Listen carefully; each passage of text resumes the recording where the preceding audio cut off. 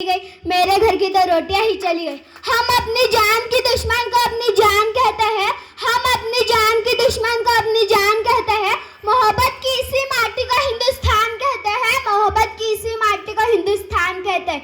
जो दुनिया में सुनाई दे उसे कहते हैं खामोशी, जो दुनिया में सुनाई दे उसे कहते हैं खामोशी। जो आंखों में दिखाई दे उसे तूफान कहते हैं, जो आंखों में दिखाई दे उसे तूफान कहते हैं।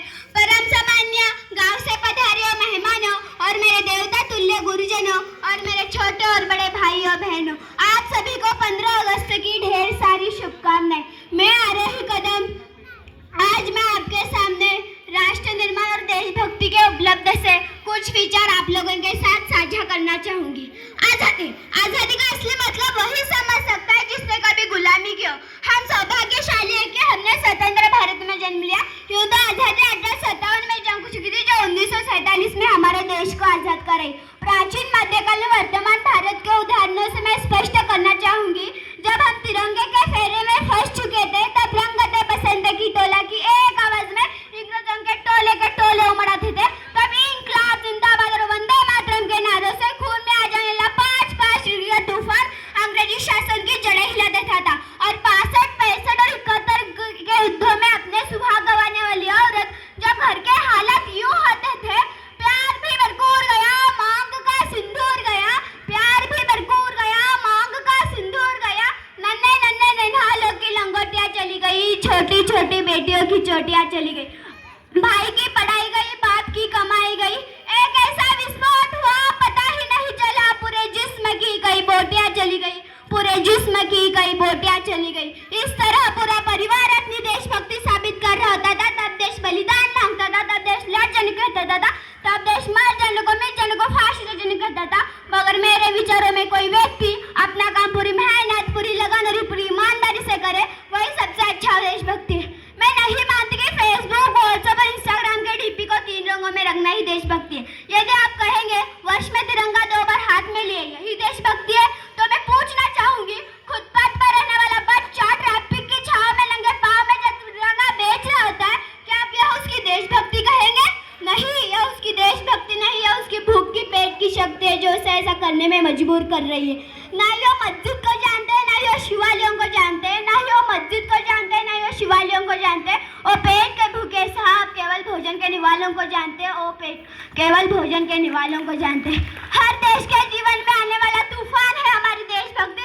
हर देश को यह समझ सके, अगर तू परिंदा है तो यह आसमान तेरा है, अगर तू दरिंदा है तो यह शमशान तेरा है। अगर तू परिंदा है तो यह आसमान तेरा है, अगर तू दरिंदा है तो यह शमशान तेरा है। भाईचारे से रहना है तो रहे इस जमीन पर, वरना यह कब्र भी तेरी है, कब्रिस्तान भी तेरा है, वरना यह कब्र भी तेरी है, यह कब्रिस्तान भी तेरा है। हम ना एक ऐसे समाज में जीते हैं ना, पत्थर की मूर्त को भी लगता है 56 भोर, भूखे नंगे तड़पते सो जाते हैं लोग, नंगे भूखे तड़पते सो जाते हैं लोग। ना ही सरकार मेरी है, ना ही रोग मेरा है, ना ही बड़ा सम्मान मेरा है। ना ही सरकार मेरी है, ना ही रोग मेरा है, ना ही बड़ा सम्मान मेरा है। इतनी सी बात का क्या गुरूर है मुझे कि मैं यह भारत की हूँ, यह भारत मेरा है, कि मैं यह भारत की हूँ, यह भारत मेरा है। कहा जाता है हम दुनिया के सबसे बड़े लोकतंत्र हैं। जहाँ हिंदू पैदा होते हैं वहाँ मुस्लिम जी की सिलाई भी पैदा होते हैं, जहाँ हिंदू पैदा होते हैं वहाँ मुस्लिम जी की ईसाई भी पैदा होते हैं। जरा सोच कर देखिए, पेड़ पौधे और शाखाएं भी परेशान हो जाए, जरा सोच कर देखिए, पेड़ पौधे और शाखाएं भी परेशान हो जाए, परिंदे भी हिंदू और मुसलमान एक हो जाए, परिंदे भी हिंदू और मुसलमान एक हो जाए। I will know Indian, I will know student, I will proud to be Indian, I will proud to be Indian। और मैं सैल्यूट करना चाहूंगी उस सरहद पर दिन रात हमारी रक्षा करने वाले उस जवान को, पुलिस भ्रष्टाचार और किसान को, पुलिस भ्रष्टाचार और